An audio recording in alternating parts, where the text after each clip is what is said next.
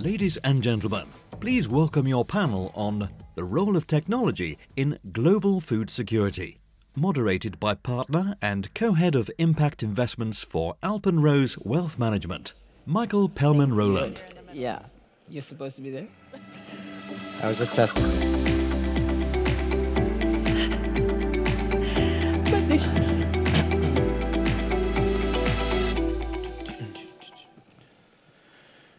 All right, so let's get into it.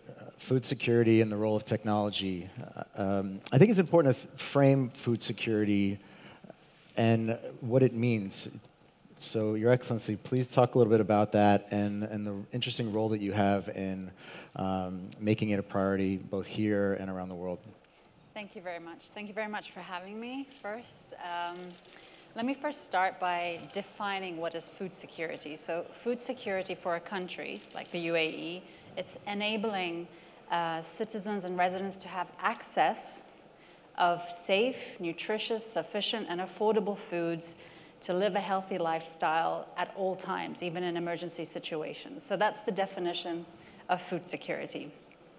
When His Highness Sheikh Mohammed, the Prime Minister of the United Arab Emirates, put food security as a national priority file and put a minister in charge, here with you today, he said to me three things. He said, Mariam, I need you to make a plan. So we set off to do the National Food Security Strategy for the UAE. Second, I need you to adopt technology. And third, I need you to advance in R&D. So those were the three things that he wanted me to focus on. So we set to do the National Food Security Strategy. There's basically 5 pillars to this strategy. There's the facilitating agribusiness. We are a country that imports most of our food, so over 90% of our food is imported.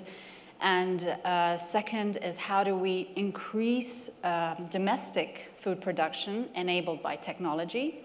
Third, it's about food safety and about improving the nutrition, or let's say the community nutritious, so that we eat healthier foods. And also the fourth, food loss and food waste, how we reduce that. And fifth, emergency preparedness, since we import quite a lot. So these are the 5 pillars. Across those, of course, are the enablers. It's having the governance, having the R&D agenda for food security, building national capacity, having data. Correct data is very important for policymakers. And, of course, the awareness, like how do we start this food movement so that we can improve the way we eat in the UAE. So that's a brief about the strategy. In the context of adopting technology, so the strategic pillar number 2, what I did, we're a small strategic office, so we're a small team, and I said, how could I get the private sector to help me really push ag tech in the UAE? And ag tech is, you've got aquaculture, you've got livestock, you've got everything when it comes to food production. So we used the Government Accelerator, which is a platform that's also under the Prime Minister's office. This is basically an area that you can use, and they said, okay, you have 100 days to use this place, and you basically bring all your stakeholders, and you have 100 days to work on certain challenges, and at the end of that, you have the solutions. So we did that. I wanted to accelerate removing barriers so that ag tech could be adopted in the UAE more quickly. So I got the private sector on board. I said, what are the challenges that you are facing? Why are we not developing ag tech as fast as we should be? They said, Mariam, there's like 5 or 6 licenses that we need to set up. Second, the financial sector is not providing any support, any financial services. Third, there's no labeling, so there's the organic label or the organic logo, but most of the ag tech systems we have now don't have any soil. So how do we showcase to the consumers that this is a high quality product, but it's actually as clean as organic? So these were some of the conversations that took place. I was like, okay, let's get you all together and let's work on this.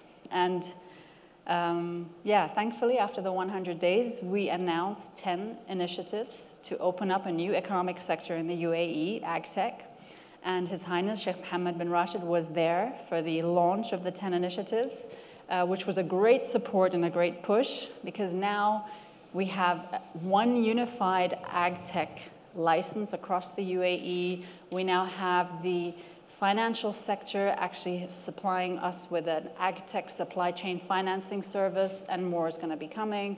We now have a national sustainable agricultural logo. So we managed to do all this, and like I said, we cannot work alone in this. At the end of the day, and to actually go from managing crisis to risk governance is a really important step. So you have to leverage the private sector in anything that you do now in the government. So this is an example of what we did. And we hope to see a lot of ag tech firms coming to the UAE to start producing food here.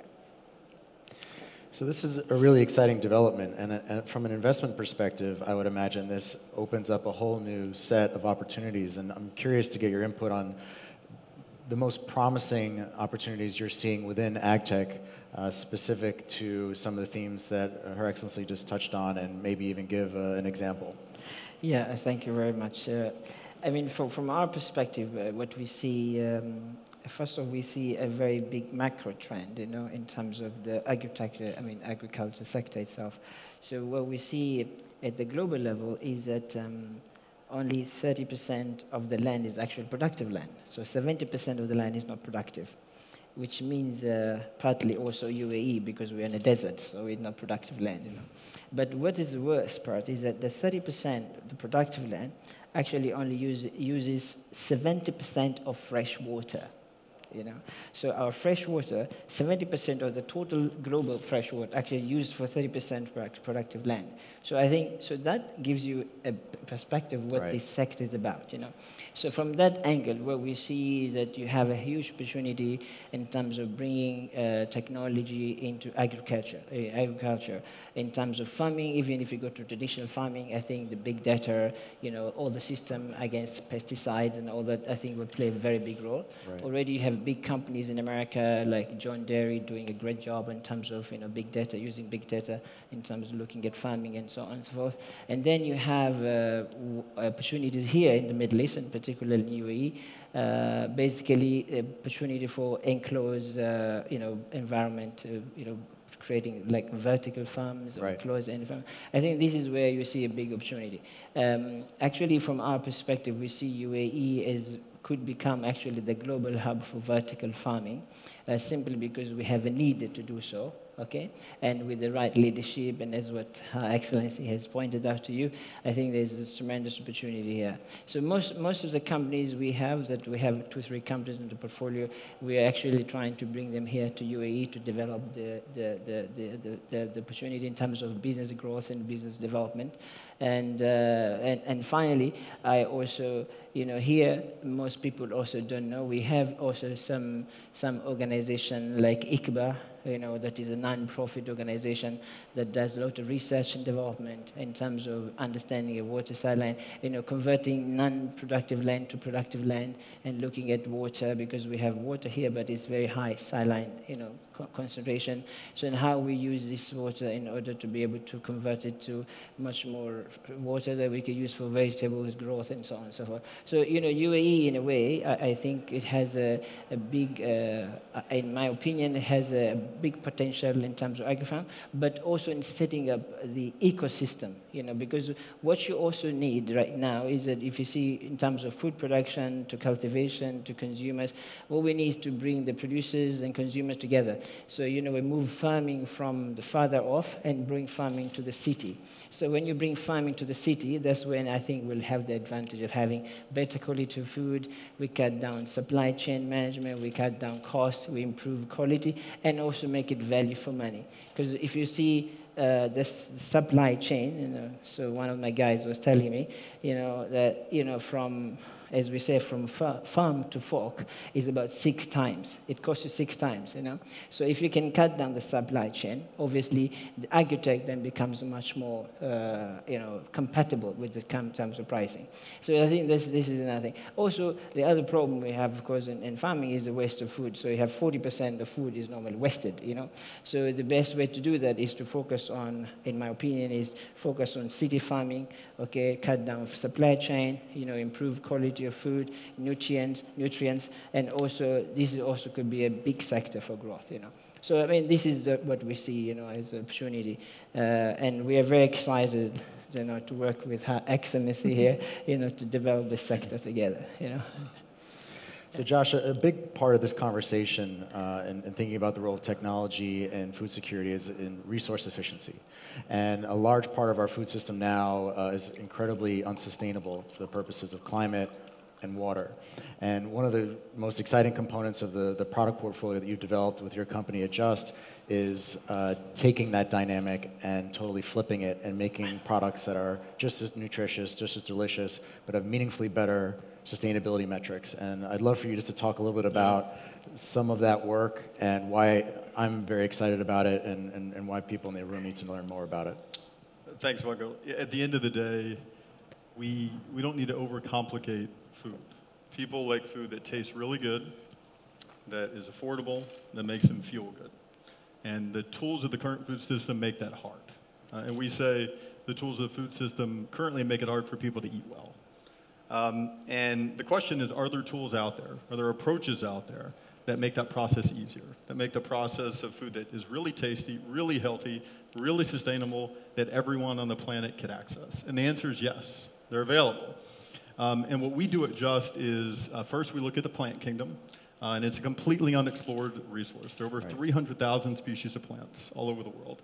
And for some reason, we've only explored much fewer than 1% of all those plants for how it makes our food better.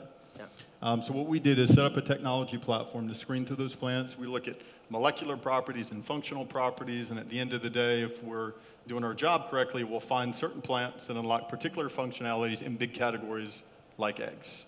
And in the example of an egg, we found a bean called a mung bean, or if you're from India, moong dal, that can make an egg that uses a lot less land, a lot less water, that is free of cholesterol, that in the next couple of years, we want to be below the cost of production of a conventional chicken egg. The current cost of an egg globally is about 6.5 cents, the cost. We want to get that down to about 4.5 cents. On the other side, the meat challenge is a big one, right? And we try to look at that in a pragmatic way. People love meat. More people are eating meat today than they were yesterday, despite the emergence of lots of vegan and vegetarian restaurants. More people are going to eat meat tomorrow, particularly those folks that are rising up from poverty today, right? Right. There's the emerging middle class. There's a craving for that. So to deal with the meat challenge, we think we can ask people to stop eating so much meat. We think we can make plant-based products, or potentially we can have a different approach. We can say, is there a way to make meat by identifying the key to the meat, which is not the beak of a chicken, it's not the tail of a cow, but actually just the meat. And what we do is identify cells from animals all around the world, from high-end beef in Japan to chickens in Northern California, and we literally get cells from those animals. That's step one. Step two is we identify nutrients to enable those cells to grow. In the same way that a chicken enjoys eating nuts or berries, or a cow eats grass, we identify nutrients to feed the cells. And we don't need to wait 2 years for muscle and fat to grow on the bones of a cow. We can actually grow it much faster in what's called a bioreactor.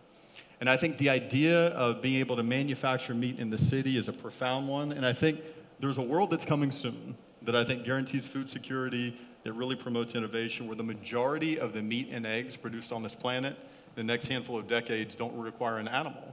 And in so doing, we're going to create jobs, we're create innovation, we're going to strengthen our environment. But at the end of the day, we're going to give people good tasting food. And it's hard to imagine a place that's more well-positioned to do that than where we are today. Right. Good. I have to add something to this. I got the opportunity just this afternoon. Josh took me aside and said, do you want to try this scrambled egg that's not made of chicken eggs? I'm like, actually, it's a good idea because I can't really imagine it. So I got the opportunity to try it. And I have to say, it cooks like egg. It tastes like egg. It's the actual texture is like egg. So it has a little bit of an earthy taste, but it's a very nice taste because you would anyway complement your scrambled egg with microgreens and vegetables. But I was really surprised to see this, egg that's actually not from chicken eggs. So It tastes good, so good luck. That meant a lot to me that you were open to tasting it. Oh, thank you. And why that matters is the sustainability profile of this product is meaningfully more efficient around water, around land. You don't have salmonella, you don't have cholesterol. So for human health, for climate, if you can give a product that's effectively the same thing at a lower price with these kind of experience properties and solve the climate process, it's kind of a no-brainer. And so that's, a large part of why we're talking about this today is this is a way to solve many of the sort of sustainable development goals we see across the world through food, all the while, securing sovereignty and other important components. Michael, shifting to you, your company is doing some really interesting things in leveraging technology, and one of the things that you and I talked about previously is food waste and efficiencies. And so I'd love to learn a little bit more about what you've learned in the process of building your company and how you can share that with our audience just to improve the knowledge of all of us of what you've uncovered. Yeah, happy to. First, I want to comment. I think this has been really exciting for me. To learn a lot about what's happening in the UAE, as Her Excellency said, and I think Saad said.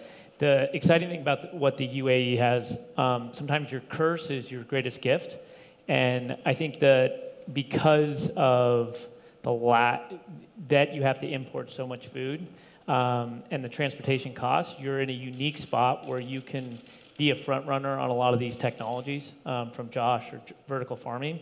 And the reality is as we, as a planet, grow to 12 billion people, our current agriculture system is not going to sustain that. So you guys are just at a point earlier than where the rest of the world will be likely in 20, 30 years. So as a society, these are fundamentally important for the sustainability of us as humans on this earth. So I think it's exciting that you guys are leading the forefront on investment in food tech. Where Freshly comes in is on two of the verticals that Her Excellency spoke about, which is nutrition and food waste. So as Saad said, 40% of food that we manufacture already today, 30 to 40% is thrown out.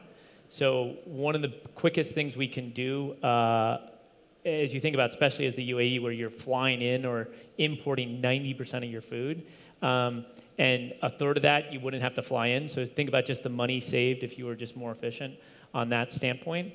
So what Freshly does is we're kind of the thing that ties a lot of this together. So when you look at food consumption, you need that food to be processed in some way. You need it to be cooked. And what we've approached food at is saying, how can we do what big food has done for a long time, but do it a lot better? So how can we manufacture at scale? But how do we make that product safe? How do we make that product remove 85 banned ingredients from our standpoint, which you see in a lot of big food companies, make it fresh, and make it affordable? Because at the end of the day, as you introduce this technology, as you introduce this forerunning stuff, the benefit is really how much can you democratize it? How much can you bring it to everyone in the country and really be able to service that? And that's what we focus on, is that last part of how do we use data technology to do nutritious food at scale by significantly minimizing waste, because we're a lot more efficient in how we use food and also how we deliver food in a single serve packet that is delivered direct to your refrigerator. So.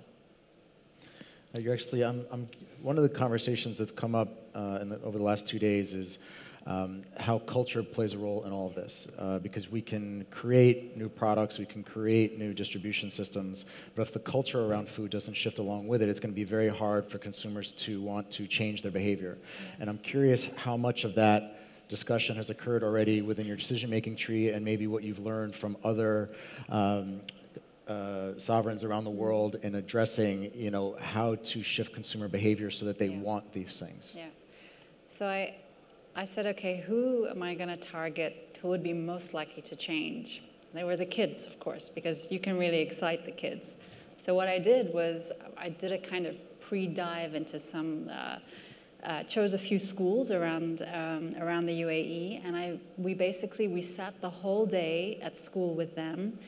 For some of them, we were able to even go home with them and just see where the kids hang out, what do they eat in the morning, what happens during school, what happens in the weekends, and we got to really know them in a really personal way. And the interesting part is, I actually thought that I could nudge the kids to change a little bit about how they eat, but everything that I had in mind was different. So we even put up designs, and we said, which design do you like? And we thought it would be more the cartoon characters. Now, I'm talking about now like 8 to 12-year-olds, and we thought colorful. Wasn't at all like that. They were very much into elegant, quite black, graffiti. Everything needed to be cool. So they then told me about some things that they would like to see. So this was, in a way, a movement designed by kids for kids. And they said, we'd love to make our canteens in this kind of style. And we don't want the teachers to be involved in this. We should be doing this ourselves, because this is going to be our cool place where we want to eat our good food. Then they also said, we want cooking classes. Okay, and this is something that in our culture as well, the kids are not usually in the kitchen, so we usually hush them out, which is, I think, also something that's coming up as well in the Western world because of fast convenience, so we're not doing a lot in the kitchen anymore. So them telling me these things was such an insight where I said, okay, and now we're trying to find out what resonates with the kids for them to make a shift. Because I won't be able to convince my dad. My dad has his way. Right. If I try, he'll be like, no, no, no, no. Everything's no. They like their routine, and so it's okay. I think the ones we really have to target now are the kids. UAE has done something really good, which is appointed a Minister of Youth. She is the voice of the youth in the UAE, and the youth are very much involved in any policies we make here in the UAE, which is brilliant because she set up these youth circles all across the country, and we go there and we speak to the youth and we tell them about the challenges we have and what ideas they have and what they see, and it's just amazing to get their insights on this because often it's not what we think. So I think having the youth involved is extremely important for this shift.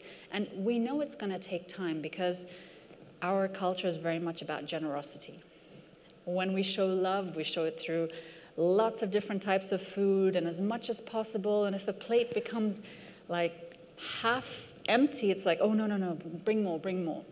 So we need to shift from quantity to quality. We need to stop overprotecting our children to empowering them. Let's get more Emirati chefs. I'd love to see Michelin chefs from the Emirates. I mean, we have some really amazing flavors, and let's get them out there as well. I don't know if you've tried some of our Arabic coffees. I had the other day, I got the liberty of trying mushroom coffee, and it tasted really good. So getting these flavors out as well is really important. Another thing is heredity crops. If I look back at what our ancestors used to eat, crickets were part of it too. Right. And now, in a way, we're going back to eating crickets on some of the alternative proteins. So it's really coming down to discovering, as you said, there are so many plants that are edible, and yet we're focusing on like 4 or 5 crops. The monoculture, yeah. And if we can actually take a deeper dive, the UAE has grown now salicornia, which is, in a way, it's sea beans. Tastes a bit salty, but they're vegetables, look a little bit like asparagus. And we got a chef to come and do a few cooking demonstrations on what you could do with this. And it's a vegetable, and it grows in seawater. So, you know, I said this in my earlier session today, the 3 S's that we have in the UAE, the sun, the sand, and the seawater, this is what we have abundant here. If we're able to produce food using those 3, that would be the crack that we have to try and go for. And the thing is, if we want to go down this path and looking at things like what Freshly and what Just are doing, this is amazing, and I really want to try and create a platform and try and do some food innovation and get the community. It's really important to get the community involved, because when they get involved and they try, and it's an aha experience for them, and they see the taste I mean, where's Sky? Sky here, he's the owner of Pure Harvest, and Pure Harvest is our high-tech greenhouse growing cherry tomatoes. You need to try them. They taste so good. And this is, I'm saying, clean foods. And so when the kids try this, they're like, oh gosh, this tomato tastes really good, because most of our tomatoes come from outside. They've been transported for days and months, and they've lost their taste. So my son, when I try and get him to eat vegetables, it's such a fight always. Like, Simon, please eat some vegetables. Like, they don't taste good, and I can't blame him. So building the ecosystem, as Sode said, is really important for us to attract these food innovations. I'm trying to also get the youth much more involved. I'm not calling them farmers. I call them, are you the next agri-technologist, for example? Yeah, you need to give it a cool name. Rebrand. Yeah, so those are some of the things that we're trying to do to shift this culture. And a positive knock-on effect of influencing children is that that oftentimes influences the parents. Oh, absolutely. So there's a multiplier effect in that. It's smart. So, Josh, one of the things that I see from my perch in writing is that the regulatory environment around the world is really different around things, particularly like, as we call, cultured meat. And I'm curious, what are some of the things that you can tell us about some of where it's most opportune to be trying to either invest or sell in to these markets, and maybe where there's been more of a challenge and just kind of navigating that roadmap?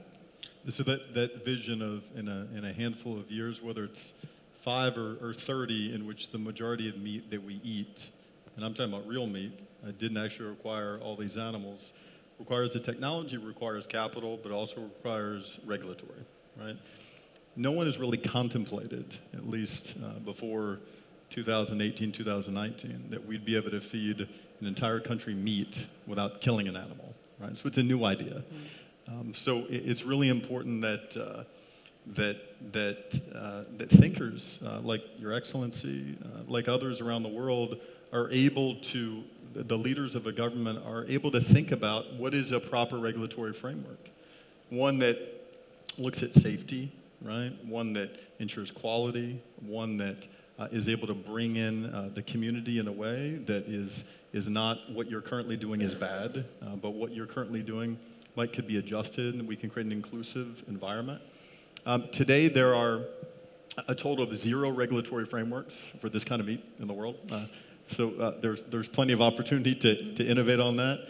Our company just has prepared a full dossier where we go over a lot of these issues related to safety and naming, and we're currently in talks with multiple governments around the world about putting together a framework that not only allows our company to do it, because it's not just going to be one company that does it, but all these other emerging companies, maybe even some of those young agro-technologists to be able to start their own companies one day.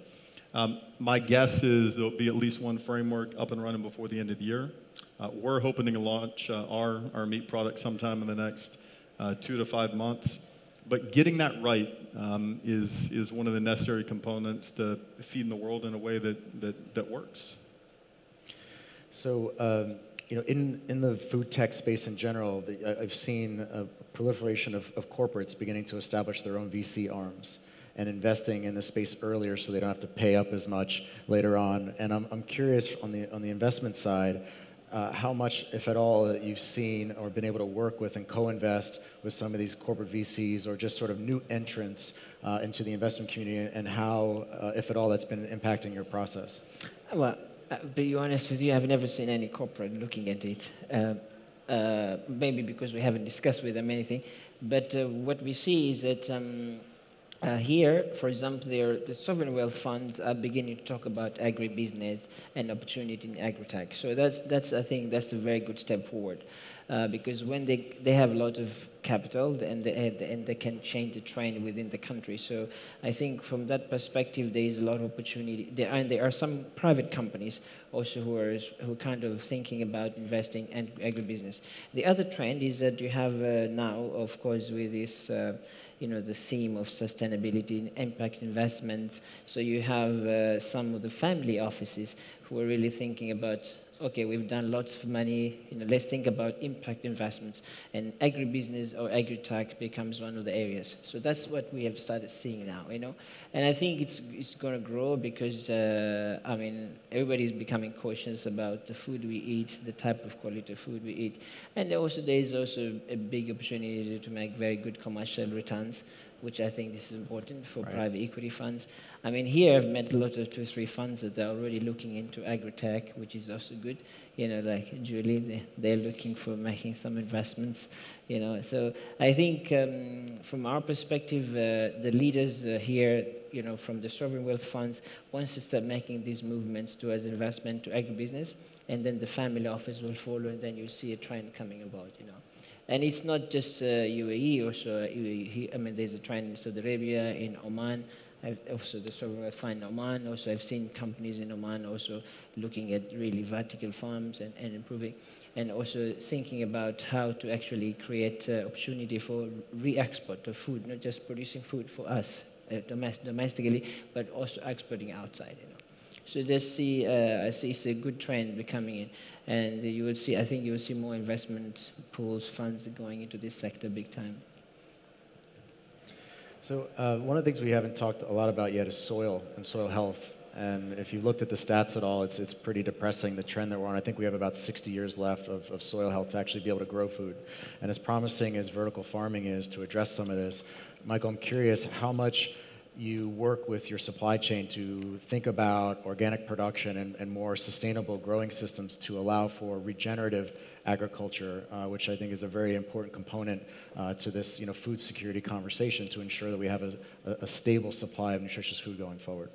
Yeah, I think so more and more. I think one of the benefits of us is being DTC, is direct to consumer, is we get an opportunity to work a lot closer with the actual supply chain. And trying to work with them to understand what do they need. So I think one of the challenging things is farmers, ranchers are in business as well, and they really need a partner who can help them. And as crops change and as you do different regenerative crop cycles, if you can work closely with a farmer, you can actually help them as whatever they're creating to know that they have an end partner who's going to be there to buy.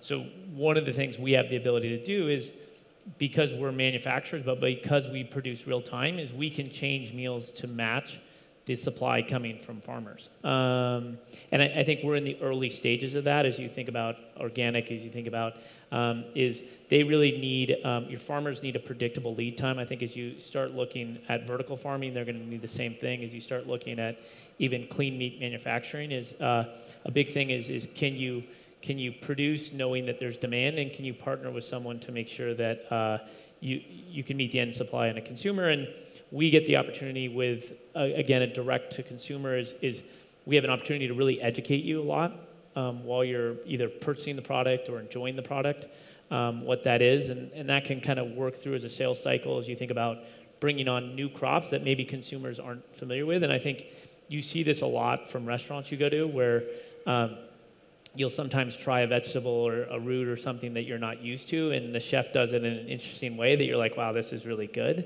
So discovery and things like that. But it's early. I think there's certainly a much bigger focus on that, and we're excited on the opportunity there, and it's early. Your Excellency, I read your article recently and talking about sort of the 4 pillars of food tech, and one was vertical farming, which we've touched on. And I feel like the UAE is uniquely positioned to sort of benefit from this growing industry. And I'd love to just learn a little bit more about your efforts there, what you've been learning, and any, I guess, roadblocks or challenges to scale, and anything else that might be of interest. I'll just give you an interesting statistic. So Emirates Airlines, some of you probably flown in with Emirates Airlines. They announced that there'll be, when you see at the catering group for Emirates Airlines, if I remember right, it was about 250,000 meals that they make a day. So they've always been looking for how can we source our leafy greens for our meals in a more sustainable way. And they've announced now a partnership with Crop One Venture in the US. So they're going to be building a vertical farm. I think it's going to be producing its first, I think, mid next year, by the time they're going to be finished. So this is one example of a vertical farm that's in process now with one of our national airlines. Having a company like Pure Harvest there, we've got also Al Zahra, Baywa also set up. They're also producing tomatoes. So there's a lot of commercial entities now coming in and doing ag tech in the UAE, whether it's vertical farm, whether it's stacking, whether it's more on the horizontal, but all of them, what they have in common is that it's a closed environment agriculture where you can control the climate, so to produce clean foods. Keeping this in mind, this, for me, when you see the private sector investing in this, you know that it's now commercially viable, which was really important. Why didn't we see ag tech so much before? It was just too expensive. Now technology has matured, and these companies are coming on board and now are investing and producing food, which is great because as they come and as they set up, they're going to be doing everything they can to drive costs down. And if I may use your example, Sky, of just to give you a little bit of a context. So if you think of producing 1 kilogram of tomatoes, if you do it traditionally here in the UAE, you're using 260 liters per kilogram. They're using 4 liters per kilogram. So this is the difference. And we are a water-scarce country, okay? So that's why, for me, ag tech is the way to go. If we can save, any save we can do on water is brilliant, because the water in that system is just going round again and round again, being used 4 or 5 times before it evaporates. So when I see things like that happening and I can build the ecosystem for those kind of companies to thrive so that we can actually show the world we're producing food in the desert, that's a winner in itself. So that's what I hope to do. It's exciting. Josh, talk to me about what you're hearing from the investment community. You know, the food space seems to be popping up on more and more radars, and as somebody who's out there in the capital markets, raising capital, talking to investors, what are some of the things that are coming up most often in conversations that would be relevant to the conversation we're having today? Well, I think the high-level acknowledgement is food is one of the biggest markets in the world, $1 trillion and growing. Technology hasn't really taken a look at food for whatever reason for a whole lot of years, and now it is taking a look at food. And if you think about it, food is the thing, not a smartphone. Food is the thing we've had a relationship for thousands of years, right? So I think one is there's an excitement to be able to use technology to tackle a big and growing system. Two is I think there's an acknowledgement that a lot of the technologies are actually out there, meaning we don't have to invent new technologies to make this happen. There's a lot of integration of existing technologies, whether that's how do you apply AI to it? How do you apply automation to it, right? How do you apply biochemistry to it? How do you apply tissue engineering to it? And that's exciting. There's a lot of synthesis. There is, I think, also an acknowledgement that, you know, for some investors who are driven by sustainable returns, driven by morality, issues like that, it's obvious.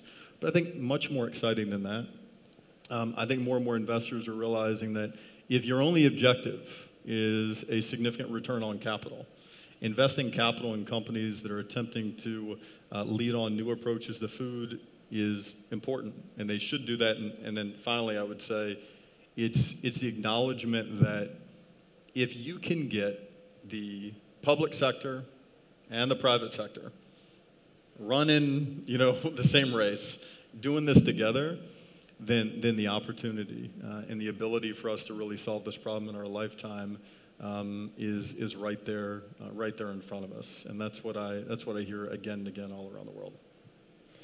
So, Michael, being direct to consumer, I'm curious how much you think about the language that you use to describe products, because I read a report recently about how, you know, one of the drawbacks to people eating nutritious food is that when it's positioned to them, it just doesn't sound tasty, and how important it is to use the right language to describe foods in a way that makes people want to eat things that they might otherwise eschew, like vegetables, for example, with your kids. So how much of that have you thought about that in your marketing, or how much do you plan to, going forward, to try to encourage better behavior so that people can effectively eat better without even necessarily thinking about it?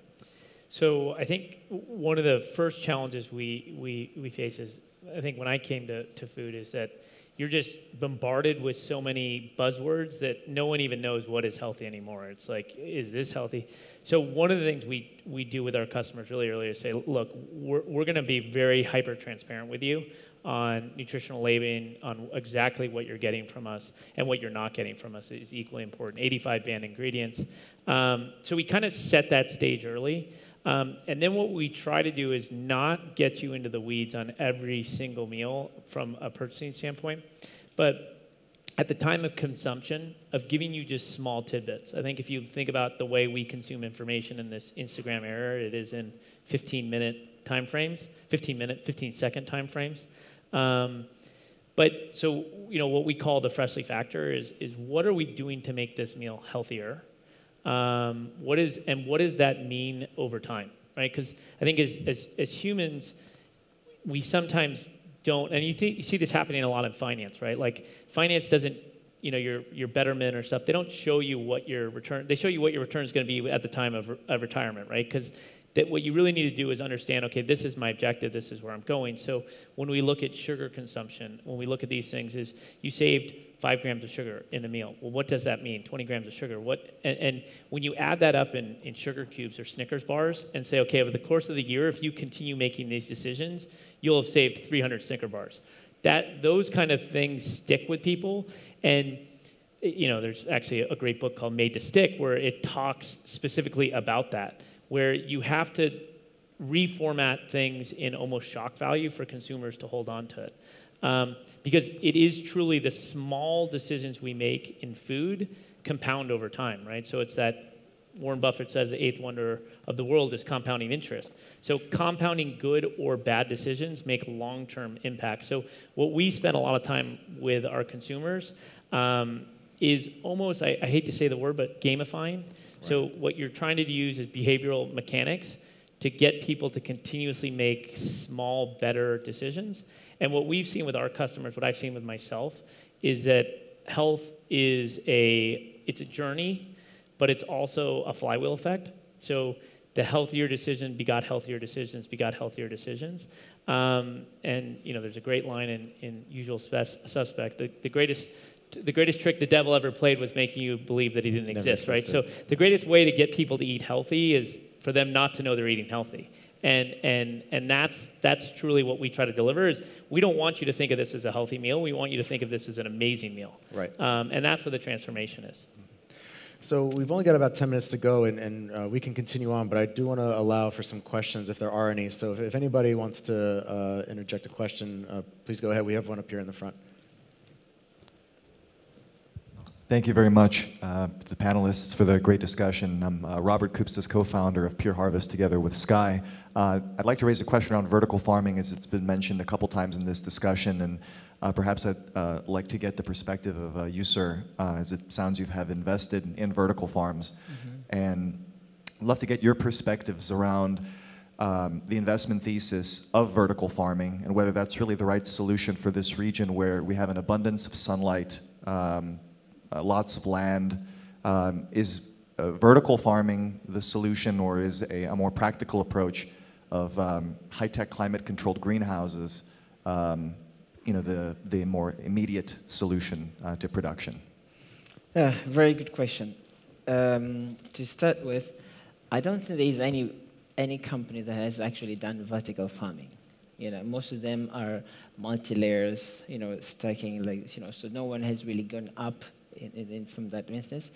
I think, the way we look at vertical farming is a bit different. Because when you introduce vertical farming in a building, okay, there are a couple of things that are very important. One is that we try to do in a way that we can improve the environment in terms of the air quality in the building. So the vertical farming, when you have it, if it were to be achieved, okay, you would have a much better quality of air. So that means you have high oxygen level, and it's much more different in terms of, let's say, if you go into here in our room, if you go in that corner, the temperature is different. Here it's different. So in a vertical farm building, you'll have a consistent temperature, and that makes it much better for the health of the body and so on and so forth. So that's one thing. The other thing is that the machine itself is designed in such a way that actually it saves energy. I mean, there is also, of course, there's another school saying why using a lot of energy, but you can save energy. But you can save energy, and of course water, that goes for all these farms. You save energy, and that means, you know, you're actually consuming less energy for the building itself, you know. So I mean, that's the way we see vertical farming. And also, more important is not only about just I mean, if you were thinking about vertical farming and introducing vertical farming in the city, it's also about the urban planning. You know, urban planning has to change in the city if you really want vertical farming to prosper. Now, in terms of the environment here, obviously we have a lot of sun, and it's difficult, but the technologies, we have a technology that have, let's say, double facade, which makes it protection from the sun, so you could do that. Here, I don't know whether you know, we have Mohammed bin Rashid Research Center in Al-Awir. They have developed a house off the grid completely, and the problems of the sun, well, they have tackled them completely. I mean, so we have actually a house in Dubai built by the government, and it's working perfectly, okay? And it's an office, and if you go there, you will experience these things. So I recommend you go to see it, because it's very important, because you can see the quality of air, you can see the issues with energy. Obviously, that was the first one, so the initial cost is very high. So the idea is how to make it scalable and bring down the cost. So that is the story of vertical farming. And then, you know, the question is that here, I mean, in UAE, of course, we have abundance of land, so should we use vertical farming as opposed to just have a land, desert to make it? I mean, it's just a matter of return, cost versus return, really, you know. To me, if it makes sense for you to have a building, it go up and have vertical farming, have better air quality, then serve the purpose, you know. And also you have other things like what we have, like retrofit, which is, you know, you have a wall, you can convert the wall and make it a farm, and then produce food based on whatever you want to produce, you know. So I think this is I don't know whether I've answered your question properly or not, but that's the way it is. Most of the other farms, like, you know, you have Plenty, you have Air Farm, you have all this. Most of them, as far as I know, and I know very little, they haven't really attempted to do vertical farming, you know. As I said, they're all in multi-layer production, you know. So we hope, hopefully, inshallah, one day we'd have vertical farm here in Dubai soon, okay? But it's not an easy thing, okay? Mike, I'll say quickly, I think this question like that comes up across a lot of different areas of food. My personal opinion is, again, food, $1 trillion market, we need experiment. I mean, there are any number of technologies today, and technologies we haven't even thought of, that I think should be incubated, tested, and let the best of them win, right? Yeah. You know, to make meat today, you can slaughter a cow, you can culture it, you can make a plant-based product, you can express it through yeast. There's lots of different processes to do this. And I think we need more and more companies to try more and more things.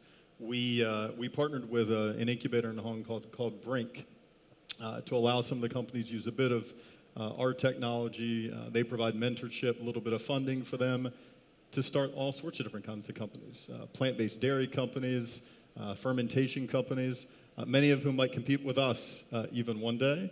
And I think it's those kinds of projects that certainly have a place here. We'd like to do something similar with Brink here. And at the end of the day, the best is going to win, and we need more of them.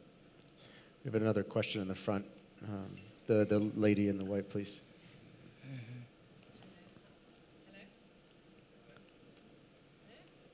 Yeah. Just yell it out. Is that? Yeah, we can hear. We'll repeat the question, too. As someone who took the decision to become vegetarian at the age of 9, but still cooks meat for her husband and daughter, the idea of cultured meat really fascinates me because it really does smell good. I miss it. Could you talk a little bit about, or could you give a comparison in terms of Her Excellency mentioned the amount of liters of water that goes into certain vegetables, and we know that the same is true for meat. Could you give us a comparison of that in terms of how that would be scalable here in the region? Sure. So the majority of meat. One more question, Yeah, sorry. yeah. And also, are there any hormones used in the sort of manufacturing of this culture to meat or anything like that? That's an easy answer. Thankfully, no. On the first part, though, about a third of the world's ice-free land is dedicated to growing crops to feed the animals we eat. At the same time, 1 billion people are going to bed hungry tonight. Right? Not the most efficient use of our land. And that inefficiency of the land, and your question was getting at the root of it, requires a lot of land. It requires a lot of water. It's very carbon intensive. It's very water intensive. So think about a conventional burger that was made from a cow. A cow, let's say, on a feedlot. That cow's on a feedlot for about 2 years. Literally muscle and fat are growing on that cow's bones as the cow is consuming soy and corn.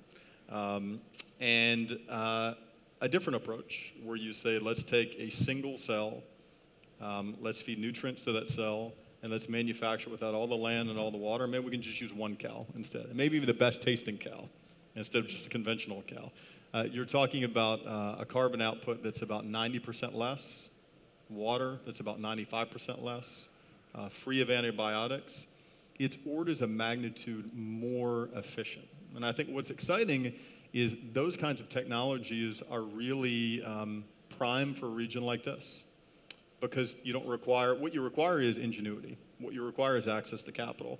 What you require is a supportive regulatory environment. What you require is leaders who get it, right? That want to build an ecosystem to really make it happen. The technology to do that is here today. It's just a matter of scaling it up. We make chicken and beef. Unfortunately, our chicken's a little bit too expensive right now. It's about $100 per chicken nugget. But in the next handful of years, it's going to be below the cost of production of conventional meat. Say it again? Energy. So as I said, 90% less, 95% less. Beef, our beef is a little bit better from a metric perspective than chicken, but even the chicken is just orders of magnitude better for the metrics that matter across water, land, and carbon. And part of the reason we did it openly is the mindset that your husband has is very much the mindset that 99.5% of the human beings on this planet have, which is they enjoy meat. Meat is more than just food, it's culture, it's tradition, it's identity, and we can't hide from that, right? And I think if we can figure out a way to give folks the meat they want in a way that is aligned with their culture, and ultimately in a way that's even more cost effective, then we've done something really special. One last question. Yeah. Is it halal? Well, we believe we believe if it comes from a halal slaughtered animal, the initial cells, then it will be. But I probably should defer to folks who are have a lot more expertise on that. Right. That's why you need regulatory environment. Yeah. So, sorry, I need to actually wrap this up just out of respect for the next panel. But thank you all for this wonderful and lively conversation. Thank you to the panelists and Your Excellency. Thank you.